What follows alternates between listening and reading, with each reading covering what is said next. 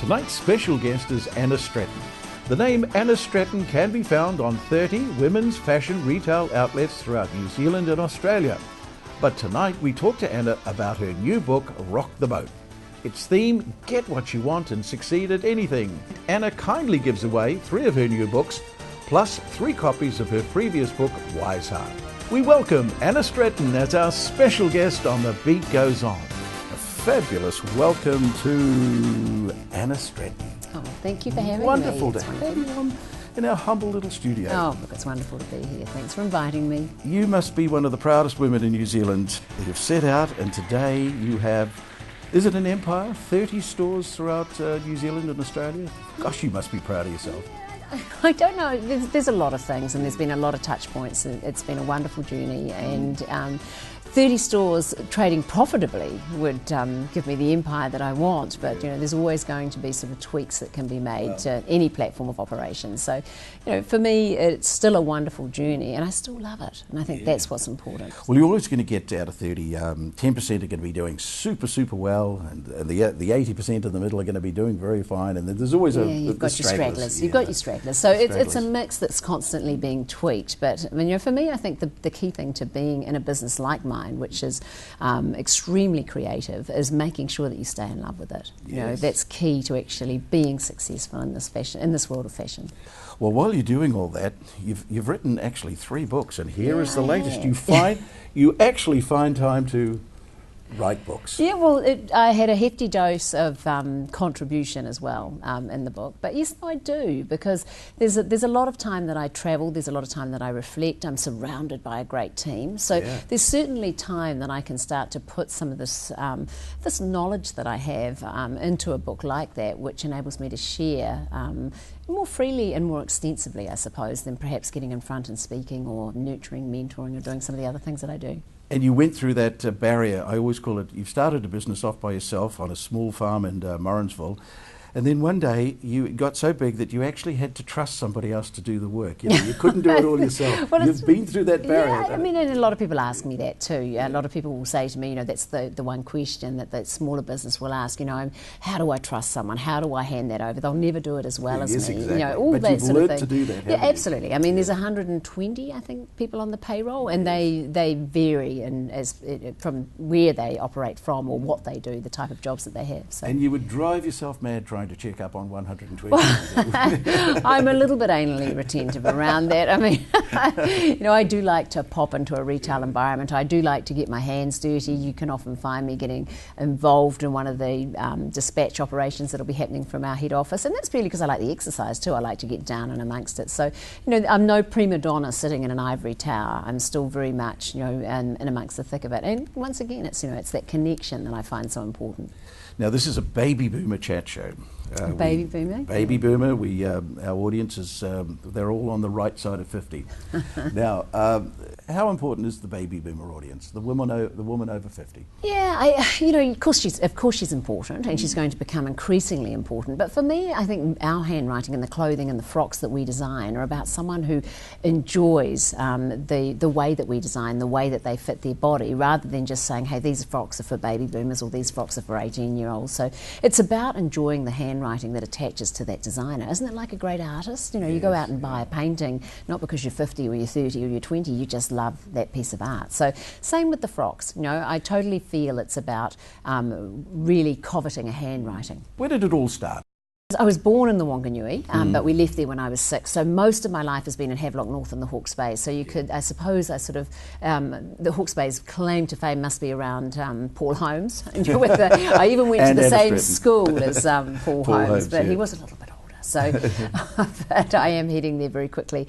But I did my schooling through the state school system in the Hawke's Bay. So lived in Havelock and schooled in Hastings. So it wasn't a private school environment. It was a very normal environment, and it wasn't. I didn't start my life coveting or wanting fashion or wanting to be a fashion designer. I didn't sort of dress my little dolls in extreme frocks. What happened one day? You decided, I'm going to make that is such a big story. Yes, but yeah. I mean, essentially, Look, we've got it out. essentially, I went from arts. I went from school doing the art subjects, so yeah. drawing, painting, sculpture. So I had that creative Yes. brain in operation. I went down to Otago School of Fine Arts and realised that I was never going to be the next Ralph Hotary. And if I couldn't be Ralph, I wanted to be good at what I did. You know, someone that was essentially very strong in the field that they chose to be in, instead of someone that was limping along and was never going to be recognised. So I got out of there and got into hospitality, and it was and ended up back in the Hawke's Bay. And it was my father, my late father now. Yes, no, he's just passed away. He has, on the 9th of August, Well, at 9 o'clock. You're the still nines recovering, are, though, aren't you? I mean, it's been a pretty tough ride. He's been unwell for a long time, but he's left a wonderful legacy, and it's wonderful to be able to talk about him. Well, you state in the book that he really, without your father, it would have been very difficult. It wouldn't have been there. Yeah. No, I mean... Good on Dad. No, absolutely. It was the money, and the backing and the belief and the...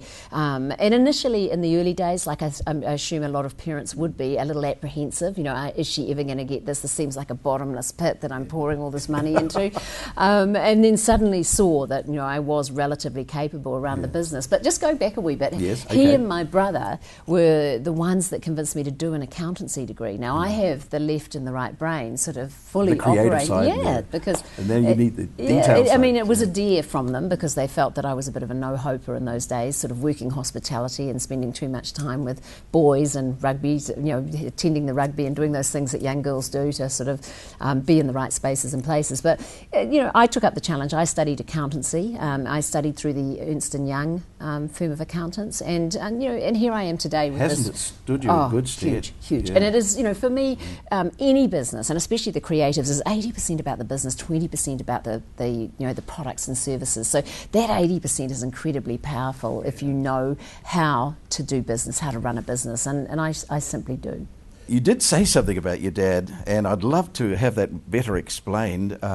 In your book, you said that Dad was the master of avoidance. Yeah, and most What a people wonderful are. saying, yeah. Most people hate the tough conversations. I mean, most people think that it'll just, if they leave it, it'll just go away. And Dad was terrible at it. He never...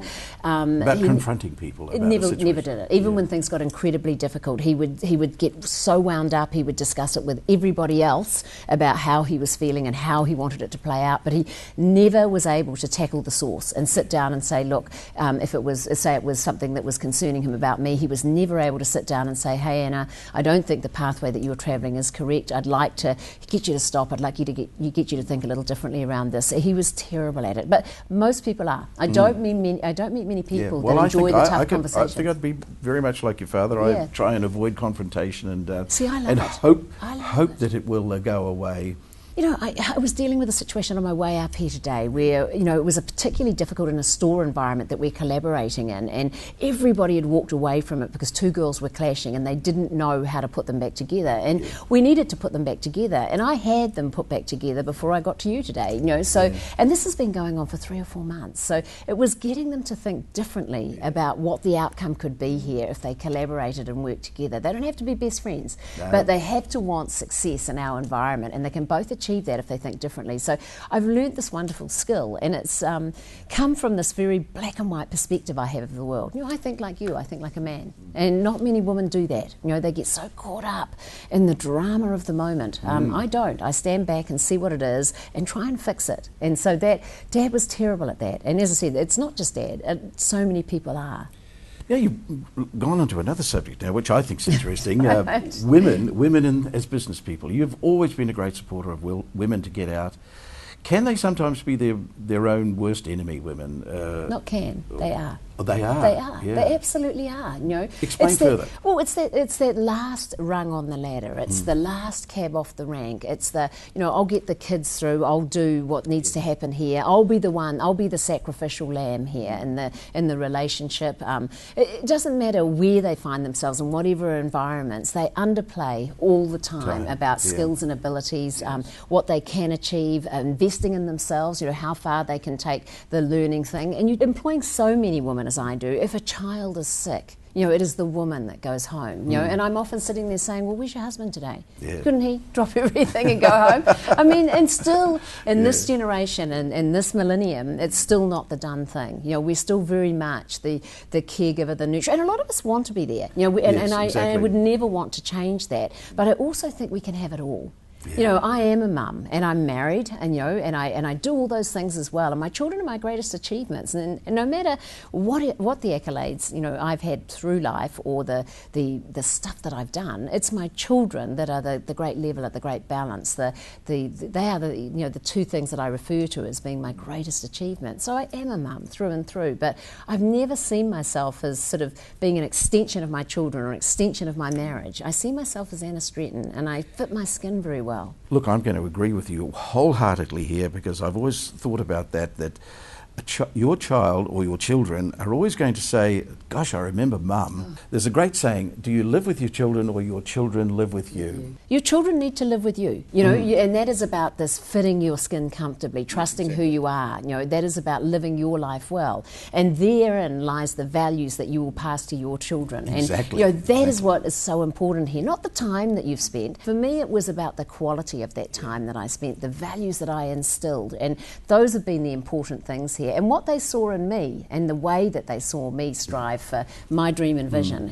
And sure, sometimes I falter and sometimes I trip and fall. But that's all part of a healthy business. It really is. And a healthy life. And a healthy life. Dealing with the tough stuff. The children can look at you and say, look, I respect Mum because she respects herself. Yeah, absolutely. Yeah. Look, we could go for hours. But we're here to talk about your new book. Yes. Now, is it available in all good bookstores throughout New Zealand? Whitcoulls are now stocking it. But, as with anything, I mean, in this day and age, it's so easy to get because, I mean, yes, it's got its Go own to your website. Of course, well, it's got its own website, rocktheboat.me. But just on the Annah Stretton website, you'll be able to... And there's a special bargain if you... There's a 2 for 1 at one. the moment for this month. I wrote Wise Heart in 2008, and that was the 10 strategies around the way that I live my life, run my business, the way that I think, and that has been incredibly successful for us. So if you buy this book, you get Wise Heart as well.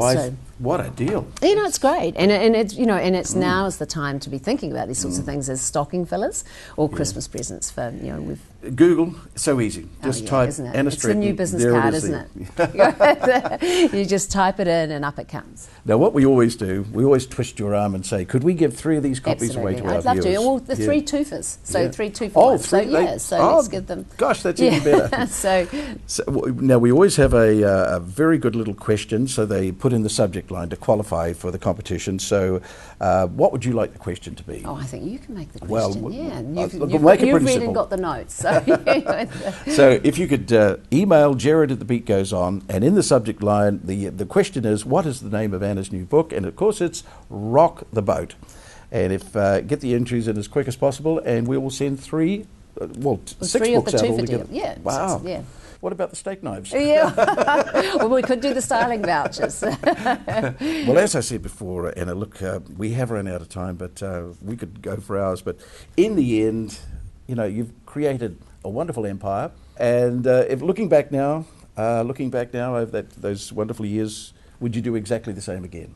Oh, absolutely. Would you change anything? Absolutely. There'd be tweaks. But tweaks. But certainly, pretty much the road I've travelled will be the road I'd travel again. And but I'd love to travel with all the knowledge that I've got now. So. And you've put to sword all those original doubters, I hope. Yeah, well, I don't know if there was so many doubters. I think in the early days, I was just another frock shop, and there was plenty that were tripping and falling and failing, and there still is. Our industry is fraught with failure. So why would someone like myself suddenly make a difference out there? I can remember my first landlord in Cambridge said, "Oh, you'll be out in 6 months anyway." He said, "But sign up for 3 years, will you?" So, I mean, he went before I did. So the reality of the doubters is they'll always be there. And in the end, how will you know that you've succeeded? Is it you'll be at a function and somebody will walk in with an Annah Stretton dress? Will that be?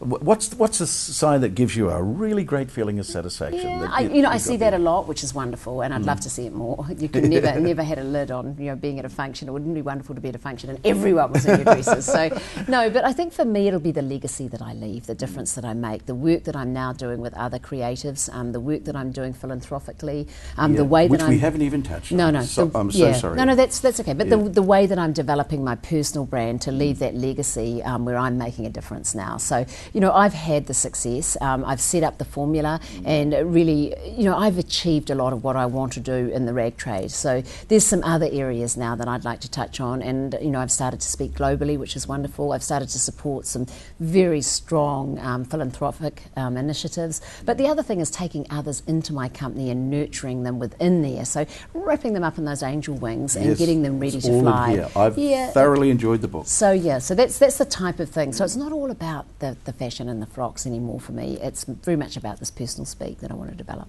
And in the end, Businesswoman of the Year for the whole of New Zealand. Wonderful sponsor. Who was it? Veuve Clicquot? The Veuve Clicquot Businesswoman of the Year, which is a wonderful award to win. That's an award that you're nominated for. So you don't enter, you're actually nominated for. Did you ever think you'd win that award? No. The no way. Businesswoman of the Year. There's some incredible people in that lineup. I mean, Julie Christie had won it the year before. There are people like May Chen. There's some incredible people that are going in and have been nominated for that award. So the day that I won that I was incredibly surprised, especially with that level of capability. But there's been lots of wonderful awards. I mean, I've got my Order of Merit. I have that in 3 areas: so business, fashion, and philanthropy or community. So there's been lots of things that have happened around that. But the awards are one thing, and it's kind of nice to have those successes. But it's all about what you do. The difference that you make and who you touch, and the type of person that you are and the way you live your life. So for me, I'm not entering any more awards. I'm not interested. I've kind of been there and I've done that. I don't care anymore. I'm my own measure now. Not some award. I mean, you're only as good as the entry field anyway. So for me, it's I've got to be that judge and jury for myself. Anna, wonderful to have you on the program today. Oh, thank you. You've inspired me. I'm off to write a book. Good luck. Okay, thank you.